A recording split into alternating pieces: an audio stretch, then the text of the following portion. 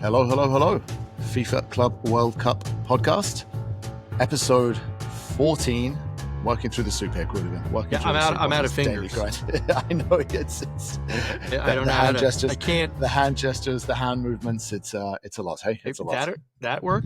I can't. Whatever. You could do the Roman numerals as well, right? So the 10 and then 5 and then the minus one, the one before the 5, right? And that's that would be the Roman numerals, right? So it would be X. So it would be X1V. Anyway, we're X1V. There we go. That's what it would be. Why not? Anyway, why not? Qooligan. So here we are, episode 14, just the two of us this time as well. Yes. I know we've had some established and esteemed guests, which have been always very fun having people on, and we will continue That's to true. get those on. Just going through sort of top of the sort of the housekeeping stuff, of course, as always, guys, hooligan-soccer.com. You can find with Qooligan. You are bashing out some absolute bangers. I loved your analytical article that you pushed out yesterday about all the busts and then breaking down some of the players as well. I thought that was particularly poignant as well. And then also as well to get it into the inbox. So if you are listening on DAZN, Spotify, Apple Music, YouTube, wherever you get all of your content, please go and check us out. Hooligan-Soccer. Like, subscribe, follow. It's always appreciated. Always appreciated. Always appreciated. My God, we love feedback. Oh, God, it is. Eat my feedback. My feedback is delicious. Feedback is a gift. Feedback is a gift, indeed. Anyway, enough of that. Let's get into the soup because we had Let's get to the games. 2 games today. I've just got back from, obviously you can see the sun is setting a little bit here in Florida, as well as I've just managed to hightail it out of what's it called? Hard Rock Stadium. That's what I'm looking for as well. It's been a long day. And I was at, of course, the Flamenco Bayern game. Not flamenco. Flamenco is a dance. Flamenco is a club. You do not want to confuse the two.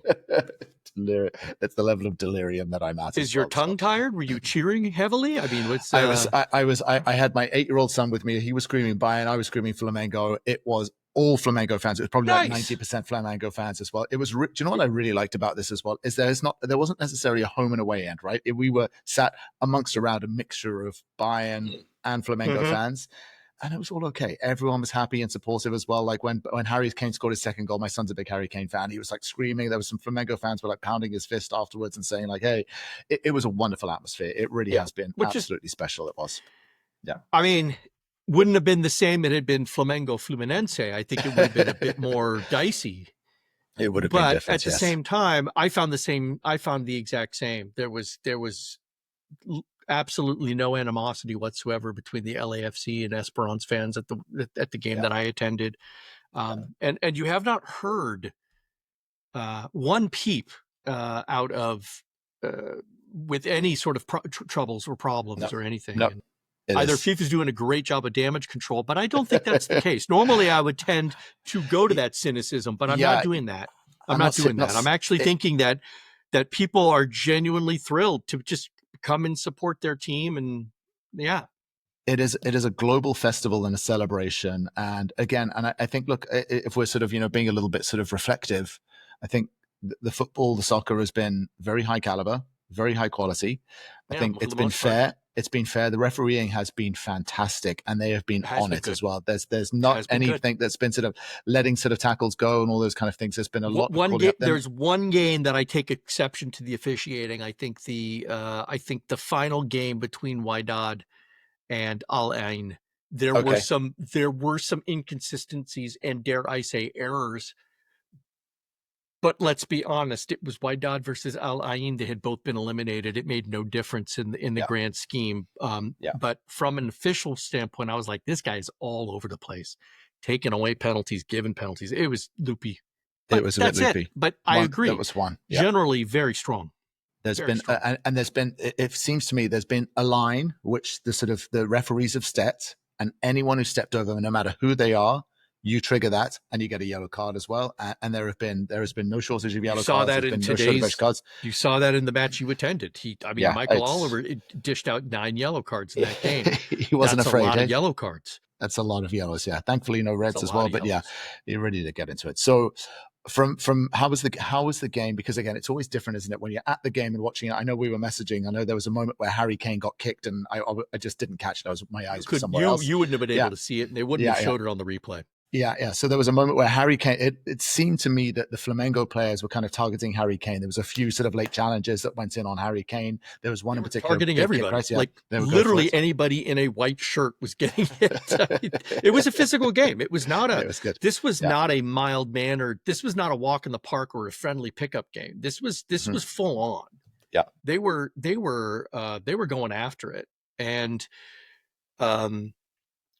so, and it was not just the Flamengo players doing it. Bayern was doing their own. Kane got in the book for tracking back and making frankly, was a boneheaded tackle, but still, he felt in the 88th minute or 89th minute compelled to track back 40 yards and do a late slide tackle on a player.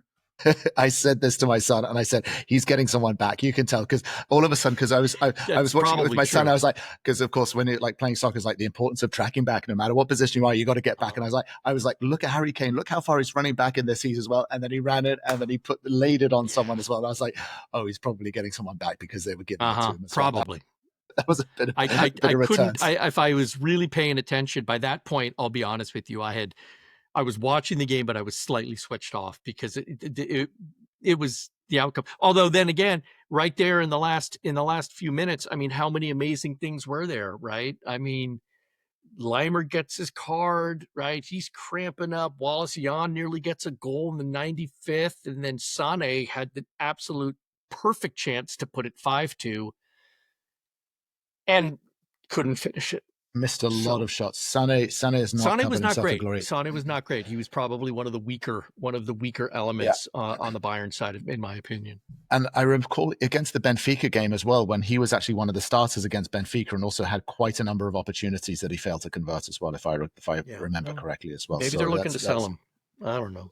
There's a lot of business activity going on. I will say though, Flamenco were a good organized outfit in terms of teams. I saw a couple of South American teams. Obviously, I've seen a couple of Boca games, and they just never looked like scoring, and they just didn't look like they had that sort of tip of the spear as well. Whereas Flamenco did score, and they looked like they could actually do some damage if they got going. It just seemed to be that the real difference seemed to be is when Bayern were on the ball, they were calm and in control, and their passing was accurate and effective. Whereas Flamenco, they just seemed a little bit edgy and a little bit nervous and anxious, and were rushing it, and there were wayward balls and turnovers and things like that. And you could just see there was that sort of difference between Bayern and Flamenco. Yeah, I thought of the three Brazilian teams that I've seen so far, I thought Flamengo played the best. And mind you, two of the teams were playing each other. And I got to say it before you do, that Gerson shot was an absolute banger. When you saw the shot on the replay, you realize he actually shoots it straight at Neuer. Literally straight at Neuer. And I saw Neuer the replay on the big screen. There. Like, he should have got that. I was like, I should have got it. By the time his hands are up, the ball is already in the net. And I saw it again in real time. Yeah. You couldn't even see the ball. That thing must have been traveling like 70, an 80 miles an hour, excessive rate of speed. Yeah. I mean, had you been on a Miami freeway, they would have given you a ticket and probably arrested you right there for going that fast. It was unbelievable. And the skill that it took to actually hit that, that could be the goal of the tournament for me right now. I know that it was for naught, but as a goal, yeah, it was good. Yeah, it was special. Yeah, it was almost like a baseball pitch as well, right? Instead of just coming at you with sort of many red knots. I hear you, because that was a fastball right up the middle. Yeah, because when seeing it on the bat missed. When seeing it on the big screen as well, and Neuer made a really good save as well about 10 minutes or so beforehand, and it was like, wow, he's a great goalkeeper. That right arm extension. Yeah, fantastic save. But then that one going through, you're like, wow, was Neuer just switched off or not paying attention from the highlights? But as you say, it was just an absolute rocket, just an absolute missile that he just couldn't catch, right? That was unstoppable. There was no goalkeeper alive has a reaction time fast enough to be able to do anything on that. Yeah. None. Yeah, it's fair. I do say it does feel though Flamengo did the first goal, the own goal was unfortunate and just kind of a little bit unlucky. The second goal, Harry came with the left foot in off the post as well. That was kind of like, just good placement. It did feel like no, that was not good placement. That deflected. Was there a deflection in that one? That was an absolute deflection. But again, you make your luck. All right. You make your luck. And Bayern came out like on fire, and Flamengo was what got shocked. That first goal, true unfortunate. Second goal, bad luck. Yeah. Flamengo comes back. They get that absolute, spectacular goal. And then Goretzka. That was the hammer right there. That shot by Goretzka was so good. Was it a good shot? From my perspective, it looked like it was just an easy shot in the goalkeeping error, and he just wasn't paying attention, and it just sort of slid by him. That was not the case. No, just an absolute wonder. There was nothing that the keeper could have done because there were 3 players blocking his view. I mean, he hits it in the spot, and there's nothing the keeper can do. He's completely frozen because he can't see the ball until it's too late. Yeah. That's not his fault. That's not the defender's fault. It's just good shooting. Yeah. It's just good shooting. Yeah. It's and that's you got to give credit. You got to give credit there. We knew Bayern was dangerous. We knew Bayern was going to be up for it, but I didn't think they were up for it for 4 goals. And say what you want about luck. The previous 2 corners that Bayern had done before the own goal, they were, Flamengo was lucky that Bayern didn't score there. All the surface was extraordinarily dangerous. And so by that third one, Flamengo's already on their heels. Same thing. Kane's shot, if he's not taking that shot, it's not going in. So it took a deflection. Big deal. Yeah. You miss 100% of the shots you don't take. Wayne Gretzky. Right, yeah. Thank you. What is also interesting, just looking at the stats now as I get a chance to look at this as well, is it was pretty balanced as well. Possession 51% Flamengo, shots 12-8, shots on target 3-4. It was pass accuracy was up there, fouls about the same, yellow cards the same, corners the same. It seemed like a pretty balanced match. It just Bayern were just a little bit more efficient and just in control, and I just were more comfortable. I was actually shocked when I saw the stats because I had the feeling from the play that Bayern was dominating. Statistically, they were not. Right? Statistically, Flamengo had a slight edge. However, that's why statistics don't always tell the whole story, right? Because Bayern's ability to move the ball, their ability to control the flow of the game. You don't have statistics for that, right? Their craftiness, their attempts to put the through balls on, to break the lines. They were very, very good. And that's not to say that Flamengo played poorly. They didn't. But Bayern, they controlled the game from the very get-go. And there were periods where Flamengo took it back. And then Bayern had to struggle. So in that sense, well done. Well done to both teams because it was an absolutely thrilling affair. Yeah. An absolute joy. Absolute bang. Well, what another good game to get. So the games at Hard Rock have all been really entertaining, really good ones. I've been I know, again, not to sort of toot my own horn too much, but I've been very fortunate in the games that I've seen and how they've all been real. You picked some good ones. It's true. You picked some good ones. Real entertaining spectacles, absolutely. Okay, so so that means Bayern are through. Obviously, we're still waiting to find out who they are going to be facing in terms of obviously the brackets. Looking at it, we know who they're facing. They're facing PSG. I'm forgetting. Yes, they're playing PSG. No, this is a great game. Wow. Well, welcome to the Champions League. Welcome to the Champions League, kids, because it's going to be a. Before we get into that, what I do want to say is we can't even go. I do hope that there are some upsets tomorrow and on Tuesday, and it's not just all European teams all the way through. I know Palmeiras are obviously the other team as well, but I do hope between Inter Fluminense, I hope one of the Brazilian teams can do it. I don't have much hope for Al Hilal, and then Real Juve, and then I don't have much hope for Monterrey against Dortmund, but you never know. Sergio Ramos does his Sergio Ramos things in the team there as well. You don't know. I mean, yeah. It's true. I agree with you in this one. Al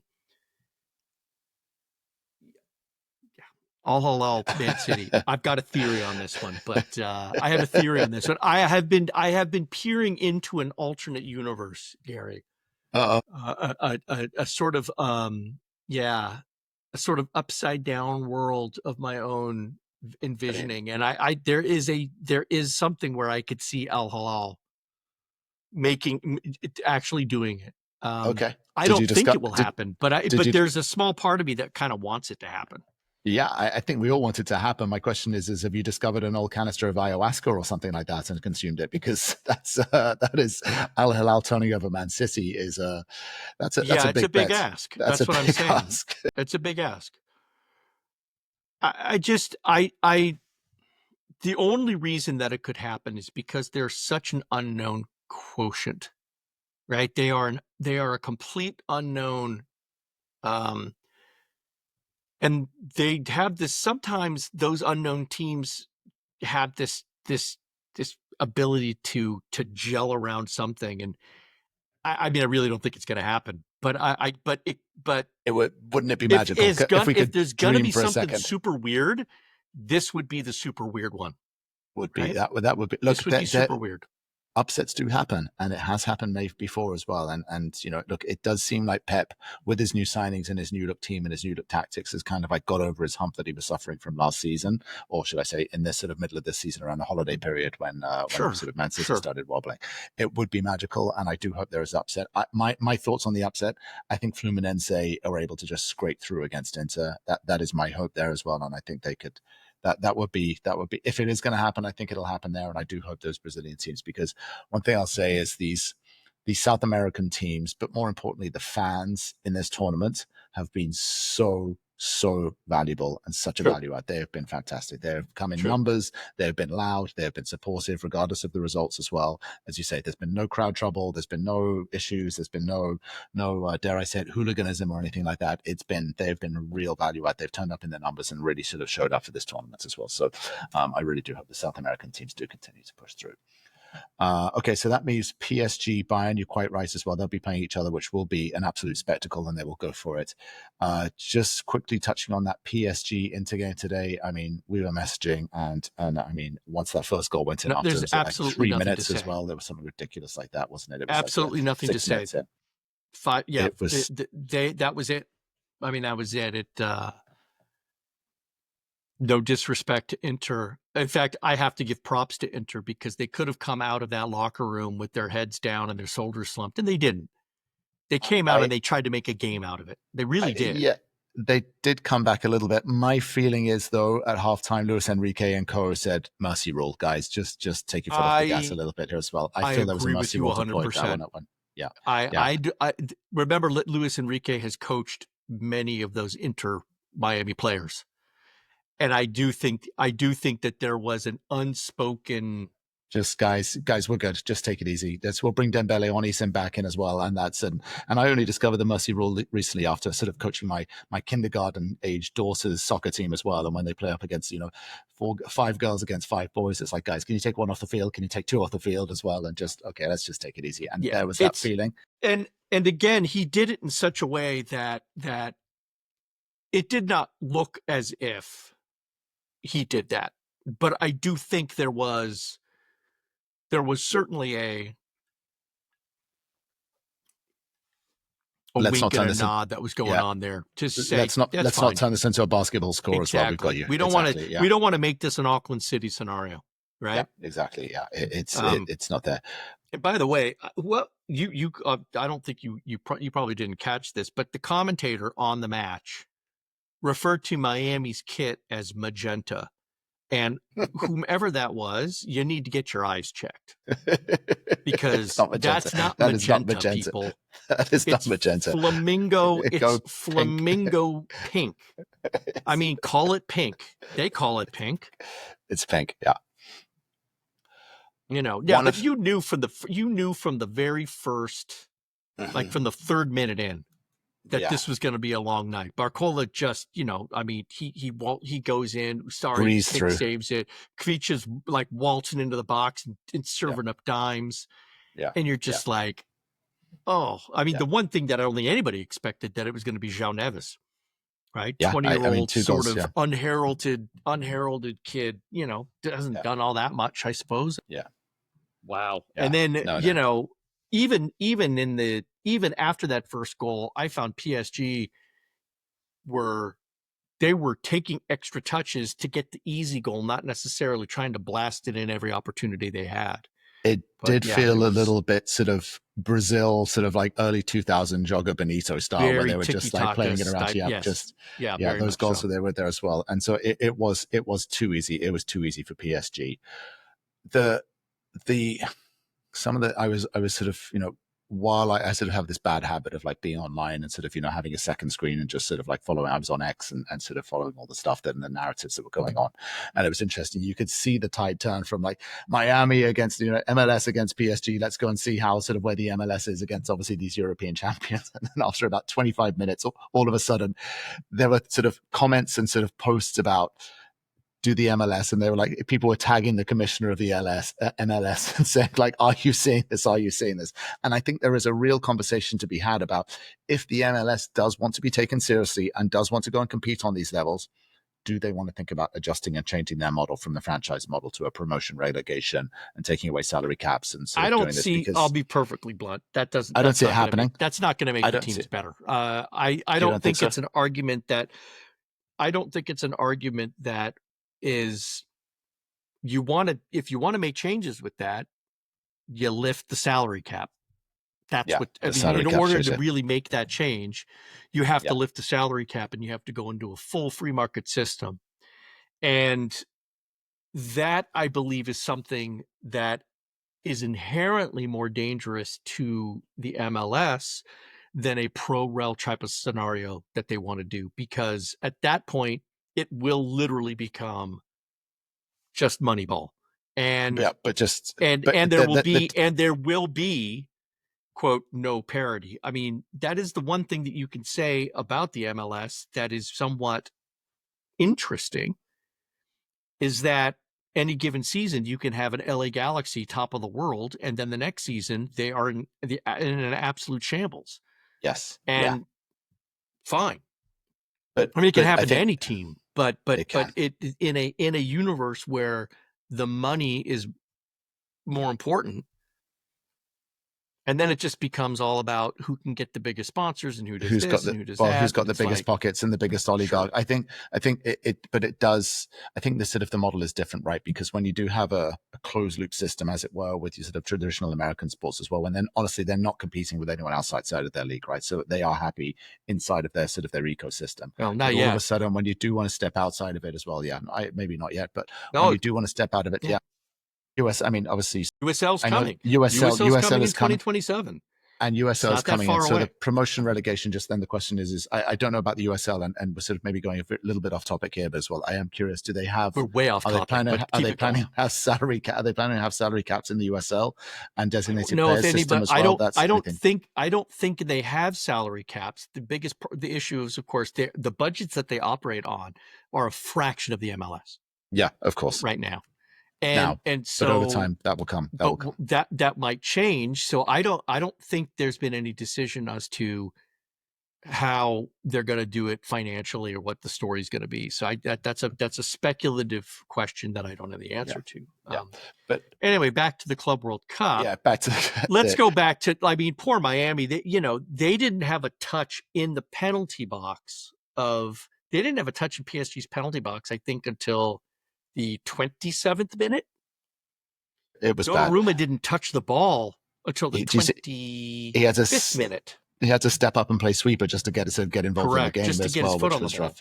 Yeah. It was. I mean, it was a 100% complete and total domination until they just kind of took their foot off the gas. And there you go, right? Do you think so? Just looking back, reflecting on the MLS teams. Okay, so you had Sounders, who again they got in from form that they'd had a couple of years ago, and they were not in great form this season. Yeah. LAFC got in again because of some sort of weird that was a gift. Yeah, that was a gift. That was a sort of got in there as well, and then they won a playoff game and got in, and just obviously didn't really deliver and really were quite under par for sure. And then of course Miami, obviously the star power, and obviously sort of there's the Messi, the Beckham factor, and the Miami factor as well. But at what point do the MLS have to look at this and say, guys, we are way off the pace here, and we probably need to sort of think about up leveling, because this tournament will come around again, There will be more MLS teams in it. And Americans don't like to be humiliated like well, this. actually, Americans do there not like might that. not be any MLS next team. There might not be any MLS teams in there, and I'll tell you why. Because the only way that you can get in is if you win the CONCACAF Champions Cup. Champions Cup, yeah. And the MLS teams don't win. They don't have any. Yeah. The CONCACAF Champions Cup. Yeah, they get beaten by the Mexican teams predominantly. It's the Mexican teams that normally win it and get them in. Always. Right? Yeah. Always. I mean, like, literally almost always. The Sounders win was completely against the tradition of what was happening. So, no, it's not a guarantee that there will ever be an MLS team in the Club World Cup in the next round. But I think Uncle Gianni. Yes, I finally acknowledged that it's 4 years, Gary. I'm letting that one. I won't dwell on it as well. We will make mistakes. Yeah, don't crow about that. Yeah, don't crow about that. So I do think Uncle Gianni though will like to have an American team in there at the very least, and he'll find a way to sort of. I mean, change yeah, he'd like to, and he will bend rules to do whatever whatever satisfies his shiny dome. But yeah, that's fine. But it won't be on the merit of. And maybe an MLS team will win the next season of the next one. Yeah. It could have been Vancouver this year. Yeah, there could have been a Vancouver team in there had they been able to win. Smashed, but they didn't. But they got smashed. They got smashed in the final and got completely outplayed in that final. And they are the best team in the MLS right now. Yeah, but but I also think that I still believe that game was anomalous for them. That was an anomaly game of badness for them. But whatever. Yeah. Do you think Beckham and co go back and look at Miami's performance in this and say maybe we need to change up not only the roster but just the operating model? Do we need to stop going and signing Messi's buddies who have all played for Barcelona and sort of dying and say, when I say dying, their careers? I think you're looking at this is the last run and the last stretch of this gerontocracy, for lack of a better term, right? I mean, no, and I don't mean this but it's true. It's a great word. The combined age of the four main people, Messi, Busquets, Suarez, and Alba, their combined age and average is 140. They're 147 years old. Averaging like 35 or something like that. Yeah. Average 36.5 years old. Oh, the entire PSG front six, their average age was 23.9. Sorry, 23.5. Wow. Think about that. Great stats, Qooligan. Great stats. The forwards and midfielders. Yeah, just youth and energy and desire. Yeah. Quality. Yeah. Yeah. And that's not to say that they didn't, there was youth and desire. I mean, Suarez was a feisty little guy. He was hitting anybody that moved within a yard of him. He was like swatting a fly. I'm gonna refrain from shit talking against Luis Suarez because I've done it enough. But I think that was the only thing he probably could do to actually have an impact on the game is just start sort of running around and headbutting people. Because of that one chance that he had, Messi delivered an absolute dime. And that touch, right? And then he crossed it. That was a cross ball.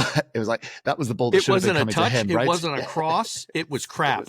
That's the only way to put it. It was just a ooh. Yeah, I think Luis's days in the MLS are numbered, unfortunately, and so that's how it goes. But yeah, anyway, well, Qooligan, we are going in, and then we have tomorrow's game. So just while we're here, so I think that covers today's game. You've already said you think that Fluminense is going to. Yeah, I think Fluminense. And I would listen. I mean, it could happen. The one thing that Inter has going for them is an absolute ruthlessness. When they do shoot, they tend to do big damage. Yes. They shoot a lot and they shoot wide. They had the worst accuracy of any team. I mean, they're like 15% of their shots were on frame. But when they did put them on frame, they tended to score. They scored on over 50% of those. So all they need is that to just kind of shift up and bam. And Fluminense, statistically not great, but in fact, they were low in every respect, right? Almost every one of the key stats, they were towards the bottom. But that doesn't mean jack, right? I think you're right. You get a fan base, you get a lot of rowdiness, you get some support, you get some noise, and Fluminense could do it. And Inter has proven to be somewhat fragile, We know they've got a new coach. They're in a transition period. They could fall. They're also very, very old. They are the oldest team right now, still competing. Older, well, obviously not including Miami, but is that it's no. We're talking average. We're talking the average roster age. Their average roster age is 28.7. Interestingly enough, Inter is not that old. Oh, sorry. It's just no. Inter Miami is not that old because they have so many young kids. They offset it with all the young kids as well, right? Offset it with all the young kids. Yeah. Okay. The only team that's older is Monterrey. Wow, right? Interesting. And that's not just because of Ramos. You don't have to make a Ramos crack. They tend to have an older. They fielded an older team. They have an older set as well, right? Okay, interesting. Okay. And then so predictions. Then, do you think Inter will probably just, if they just get some accuracy and just get some shots on goal, that they'll be able to get through from Fluminense tomorrow? Yeah, I think if Fluminense gives them chances, they're going to score. The question is whether or not Fluminense will give them the chances, and if Inter is, if they can strike it on frame, they're going to get a lot in. But if they don't, as we know, that's the big question. That's a differentiator. I do think that your gut is a good one. Fluminense could pull this one off. Yeah, they absolutely could. I think they have the best chance. I think they have the best chance of almost anybody, except maybe that late Dortmund game. Yeah. But that's possible. Okay, that is certainly possible. Okay. What's the other one that we have tomorrow? Man City Al Hilal, that one, your Ayahuasca. Yeah, fixture. As I said, I went into a dark place. I flipped into an alternate universe. I saw Al Hilal winning by one goal, thereby upsetting everything. Wow. Yeah, the entire global petroleum market flipped on its ass. Oil punches through 100 of barrel and it all changes. I just don't see that happening. I mean, my realistic assessment is that Man City, unleashes the hounds and go completely merciless on them. Hog wild on them, yeah. They go through them, yeah. But then my alternate universe is that Man City just trip over themselves. They get too much in their own head. Pep overthinks it, and they end up, boom. And you end up with a quarterfinal of Fluminense against Al Hilal. That would be a special one, wouldn't it? Wow, that really is a dark place I went to. Shoot, yeah, maybe I should rethink this. Wow. On that note, let's go off with a laugher. Why not? I think that's perfect to finish it as well. Okay, wonderful. Well, Qooligan, we will be back again tomorrow. I think the fixtures shift tomorrow as well. They're changing the time because it's midweek. They go late. So yeah. They go late. So we may only have one game to talk about, and then we can still speculate on the Al-Hilal thing. But who knows? We'll get into that. Okay, wonderful. Qooligan, as always, Thank you very much. Speak to you later. Thank you. Peace.